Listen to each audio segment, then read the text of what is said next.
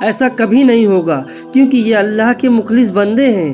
اگر میں ان کے ساتھ ایسا معاملہ کروں جس کی تم خواہش رکھتے ہو تو اللہ کے عذاب سے میرے لیے کوئی پناہ گاہ نہیں ہے۔ میں اس کے دردناک عذاب سے ڈرتا ہوں۔ اور اعلان کر دیا گیا کہ ظلم کرنے والے قوم کے لیے ہلاکت ہے۔ پانی دھیرے دھیرے سوکھنا شروع ہو گیا اور ناؤ میں پناہ لینے والوں نے دوسری بار امن و سلامتی کے ساتھ اللہ کی زمین پر قدم رکھا۔ ساتھ ہی ارشاد فرماتے ہیں کہ میں تمہارے پاس اللہ کی ہدایت کا پیغام لے کر آیا ہوں، نہ میں نے غیب دانی کا دعویٰ کیا ہے اور نہ میں فرشتہ ہونے کا۔ ہیلو دوستو، السلام علیکم ورحمۃ اللہ وبرکاتہ۔ میرا نام ہے شہریار خان، آپ دیکھ رہے ہیں اسلامک اسرار کے چینل۔ تو میرے چینل پر آپ کا بہت بہت خوش آمدید۔ دوستو، آج کی اس ویڈیو میں ہم بات کریں گے حضرت نوح علیہ السلام کے بارے میں۔ حضرت نوح علیہ السلام کی قوم کے اوپر عذاب کیوں آیا، اللہ نے ان کے اوپر عذاب نازل کیوں کیا، اور حضرت نوح علیہ السلام کی ناؤ کی بنیاد کے بارے میں بھی بات کریں گے۔ اور جب حضرت نوح علیہ السلام کی قوم کے اوپر سے عذاب ختم ہوا تو حضرت نوح علیہ السلام کی ناؤ کہاں پر جا کے رکی، تو یہ سب جاننے کے لیے آپ ویڈیو میں لاسٹ تک بنے رہیں۔ تو چلیے ویڈیو کو شروع کرتے ہیں۔ حضرت نوح علیہ السلام پہلے رسول ہیں۔ حضرت آدم علیہ السلام کے بعد یہ پہلے نبی ہیں جن کو رسالت عطا کی گئی۔ صحیح مسلم باب صفحات میں حضرت ابو ہریرہ رضی اللہ تعالیٰ عنہ سے روایت میں یہ آیا ہے کہ اے نوح علیہ السلام، تو زمین پر سب سے پہلا رسول بنایا گیا۔ نوح علیہ السلام کی قوم دعوت و تبلیغ اور قوم کی نافرمانی۔ حضرت نوح علیہ السلام کے نبی بنائے جانے سے پہلے تمام قوم اللہ کی توحید اور صحیح مذہبی روشنی سے پوری طرح انجان بن چکی تھی اور حقیقی معبود کی جگہ خود کے گڑے ہوئے بتوں نے لے لی تھی۔ غیر اللہ اور بتوں کی پوجا ان کا شعار تھا۔ آخر اللہ کی سنت کے مطابق انہی میں سے ایک ہادی اور اللہ کے سچے رسول نوح علیہ السلام کو معبود کیا گیا۔ حضرت نوح علیہ السلام نے اپنی قوم کو راہ حق کی طرف پکارا اور سچے مذہب کی دعوت دی، لیکن قوم نے نہ مانا اور نفرت و حقارت سے انکار کیا۔ قوم کے امیروں اور سرداروں نے ان کو جھٹلانے اور انہیں ذلیل کرنے کا کوئی پہلو نہ چھوڑا، اور ان کے امیروں اور سرداروں کے ماننے والوں نے انہی کی پیروی کے ثبوت میں ہر قسم کی توہین کے طریقوں کو حضرت نوح علیہ السلام پر آزمایا۔ انہوں نے اس بات پر تعجب ظاہر کیا کہ جس کو نہ ہم پر دھن دولت میں برتری حاصل ہے اور نہ وہ انسانیت کے رتبے سے بلند فرشتہ ہیکل ہے، اس کو کیا حق ہے کہ وہ ہمارا پیشوا بنے اور ہم اس کے حکموں کو مانے۔ وہ قوم کے غریب اور کمزور لوگوں کو جب حضرت نوح علیہ السلام کے پیچھے چلنے والے اور پیروی کرنے والے کو دیکھتے تو گھمنڈ بھرے انداز میں ذلیل سمجھ کر کہتے، ہم ان کی طرح ہیں کہ تیرے فرمان پر چلنے لگے اور تجھ کو اپنا سردار مان لے کہ جس کی پیروی کی جائے۔ وہ سمجھتے تھے کہ کمزور اور پست لوگ نوح علیہ السلام کے اندھے مقلد ہیں، نہ ان کے پاس کوئی سمجھ ہے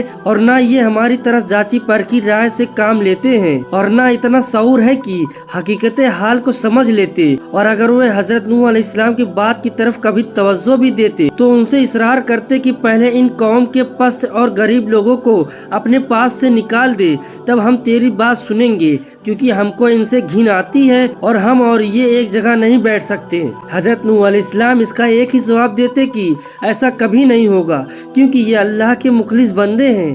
اگر میں ان کے ساتھ ایسا معاملہ کروں جس کی تم خواہش رکھتے ہو تو اللہ کے عذاب سے میرے لیے کوئی پناہ گاہ نہیں ہے۔ میں اس کے دردناک عذاب سے ڈرتا ہوں۔ اس کے یہاں اخلاص کی قدر ہے، امیر و غریب کا وہاں کوئی سوال نہیں ہے۔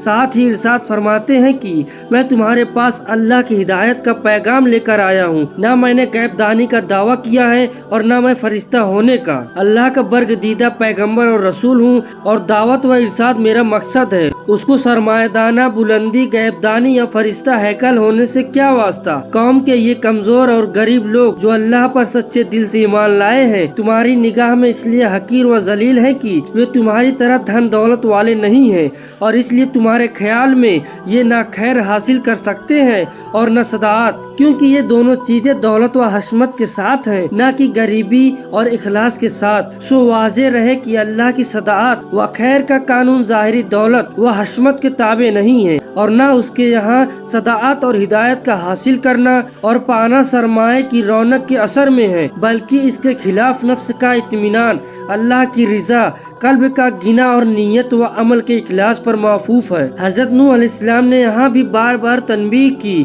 کہ مجھے اپنی دعوت پہنچانے میں اور ہدایت کے راستے پر لگانے میں نہ تمہارے مال کی خواہش ہے، نہ جاہ و منصب کی، میں اجرت کا طلبگار بھی نہیں ہوں۔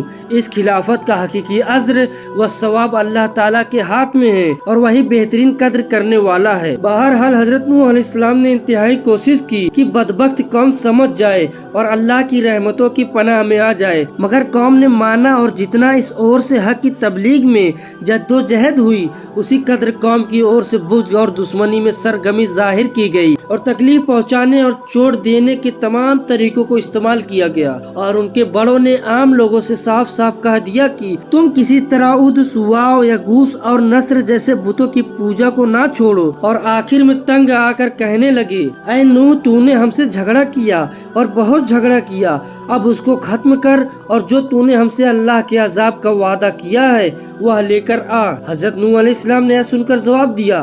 نوح نے کہا، ضرور، اگر اللہ چاہے گا تو اس عذاب کو بھی لے آئے گا اور تم اس کو تھکا دینے والے نہیں ہوں۔ اس طرح جب قوم کی ہدایت سے پہلے حضرت نوح علیہ السلام بالکل مایوس ہو گئے اور اس کی باطل پرستی، جد اور ہتھ دھرمی ان پر واضح ہو گئی اور قرآن کے مطابق 950 سال تک برابر کی جا رہی دعوت و تبلیغ کا ان پر کوئی اثر نہیں دیکھا گیا، تو بہت زیادہ معلول اور پریشان خاطر ہوئے۔ تب اللہ تعالیٰ نے ان کو تسلی کے لیے فرمایا اور نوح پر وحی کی گئی کہ جو ایمان لے آئے وہ لے آئے، اب ان میں سے کوئی ایمان لانے والا نہیں ہے، پر ان کی حرکتوں پر غم نہ کر۔ تب حضرت نوح علیہ السلام کو یہ معلوم ہو گیا کہ ان کے حق پہنچانے میں کوتواہی نہیں ہے، بلکہ خود نہ ماننے والوں کی استعداد کا قصور ہے اور ان کی سرکشی کا نتیجہ۔ تب ان کے اعمال اور حرکتوں کا اثر قبول کر کے اللہ تعالیٰ کی بارگاہ میں یہ دعا فرمائی، اے پروردگار، تو کافروں میں سے کسی کو بھی زمین پر باقی نہ چھوڑ، اگر تو ان کو یوں ہی چھوڑ دیا تو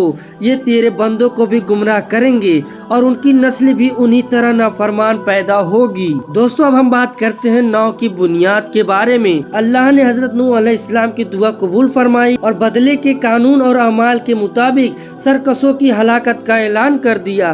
پہلے حضرت نوح علیہ السلام کو ہدایت فرمائی کہ وہ ایک ناؤ تیار کرے تاکہ ظاہری اسباب کے اعتبار سے وہ اور پکے مومن اس عذاب سے بچے رہیں جو اللہ تعالیٰ کے نافرمانوں پر نازل ہونے والا ہے۔ حضرت نوح علیہ السلام نے جب اپنی ناؤ بنانی شروع کی تو کفار نے ہنسی اڑانا اور مذاق بنانا شروع کر دیا۔ جب کبھی ادھر سے ان کا گزر ہوتا تو کہتے کہ خوب، جب ہم ڈوبنے لگے تو تم اور تمہارے پیچھے چلنے والے اس ناؤ میں محفوظ رہ کر نجات پا جائیں گے، کیسا مورختہ والا خیال ہے۔ حضرت نوح علیہ السلام بھی ان کو انجام کار سے غفلت اور اللہ کی نافرمانی پر ضرورت دے کر ان کی ڈھنگ سے جواب دیتے اور اپنے کام میں لگے رہتے، کیونکہ اللہ تعالیٰ نے پہلے ان کی حقیقتوں کا حل بتا دیا تھا۔ اے نوح، تمہاری حفاظت میں ہماری وحی کے مطابق ناؤ تیار کیے جا، اور اب مجھ سے ان سے متعلق کچھ سوال نہ ہو، یہ بے شک ڈوبنے والے ہیں۔ آخر نوح کی ناؤ بن کر تیار ہو گئی۔ اب اللہ کے وعدے عذاب کا وقت قریب آیا اور حضرت نوح علیہ السلام نے ان کی پہلی نشانی کو دیکھا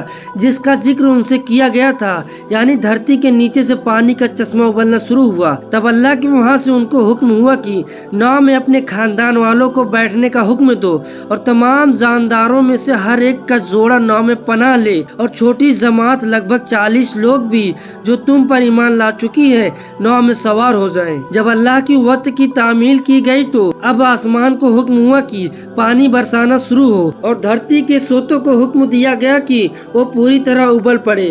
اللہ کے حکم سے جب یہ سب کچھ ہوتا رہا تو ناؤ بھی اس کی حفاظت میں پانی پر ایک مدت تک تیرتی رہی، یہاں تک کہ تمام انکار کرنے والے اور دشمن ڈوب گئے اور اللہ تعالیٰ کے قانون و سزا اعمال کے مطابق اپنے کیے کو پہنچ گئے۔ دوستو، اب ہم بات کرتے ہیں جودی پہاڑ عذاب کا ختم ہونا۔ غرض جب اللہ کے حکم سے عذاب ختم ہوا تو نوح علیہ السلام کی ناؤ جودی پہاڑ پر ٹھہر گئی اور حکم پورا ہوا اور ناؤ جودی پر جا کر ٹھہری اور اعلان کر دیا گیا کہ ظلم کرنے والے قوم کے لیے ہلاکت ہے۔ پانی دھیرے دھیرے سوکھنا شروع ہو گیا اور ناؤ میں پناہ لینے والوں نے دوسری بار امن و سلامتی کے ساتھ اللہ کی زمین پر قدم رکھا۔ اسی وجہ سے حضرت نوح علیہ السلام کا لقب ابو البشر ثانی یا آدم ثانی یعنی انسانوں کا دوسرا باپ، اور شاید اسی اعتبار سے حدیث میں ان کو اول رسول کہا گیا۔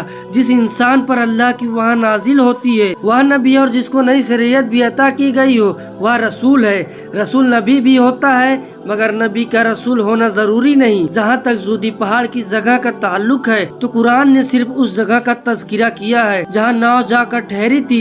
अलबत्ता तौरात की सरह लिखने वालों का ख्याल है कि जूदी पहाड़ के उस सिलसिले का नाम है जो अरारात और जोर्जिया के पहाड़ी सिलसिले को आपस में मिलाता है। दोस्तों, अब हम बात करते हैं नूह अलैहिस्सलाम के बेटे के बारे में। तारीख के माहिरों ने हजरत नूह अलैहिस्सलाम के इस बेटे का नाम कनआन बताया है। यह तौरात की रिवायत के मुताबिक है। कुरान उसका नाम बताने से खामोश है जो नफ्से वकरिया के लिए गैर जरूरी था।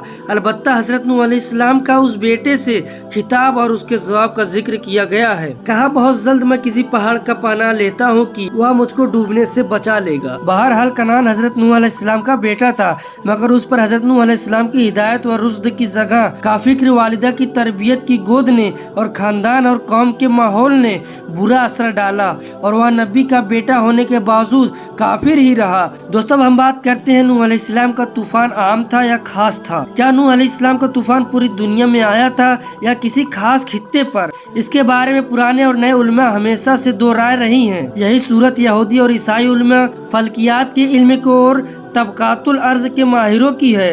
एक तबके का ख्याल है कि यह सिर्फ उसी खित्ते में महमूद था जहां हजरत नूह अलैहिस्सलाम की कौम आबाद थी और यह हल्का फैलाव के एतबार से 1,40,000 मुरब्बा किलोमीटर होता है।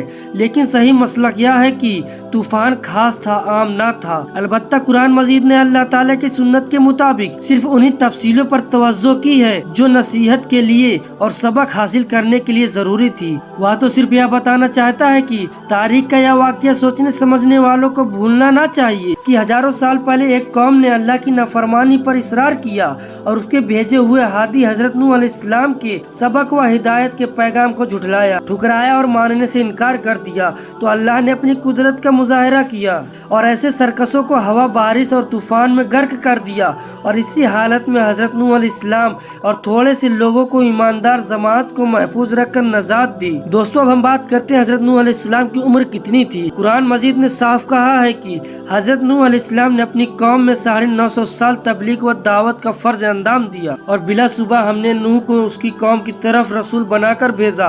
पास हुआ रहा उनमें 50 कम 1000 साल। यह उम्र मौजूदा तबाई उम्र के एतबार से अक्ल से परे मालूम होती है लेकिन मुहाल और नामुमकिन नहीं है, इसलिए कि कायनात के शुरू के दिनों में गमो फिक्रों और मर्जों की यह बहुतात नहीं थी। साथ ही पुरानी तारीख भी मानती है कि कुछ हजार साल पहले की तबई उम्र का तनासुब मौजूदा तनासुब से बहुत ज्यादा था। हजरत नूह अलैहिस्सलाम की तबई उम्र का मामला भी इसी किस्म के अपवाद में से समझना चाहिए जो अंबिया अलैहिस्सलाम की तारीख में अल्लाह की आयत और उसकी निशानी की फहरिस्त में गिनी जाती है और जिनकी हिकमत का मामला खुद अल्लाह ताला के सुपुर्द है। कुरान मजीद में हजरत नूह अलैहिस्सलाम का जिक्र 28 सूरतों में 43 जगह आया है। तो दोस्तों, ये थी हजरत नूह अलैहिस्सलाम की कहानी। अगर आपको ये वीडियो पसंद आए तो वीडियो को लाइक करें और चैनल को सब्सक्राइब करें और लोगों के पास शेयर करना ना भूलें। तो मिलते हैं नेक्स्ट वीडियो में हजरत इदरीस अलैहिस्सलाम के बारे में। तब तक के लिए अस्सलाम वालेकुम।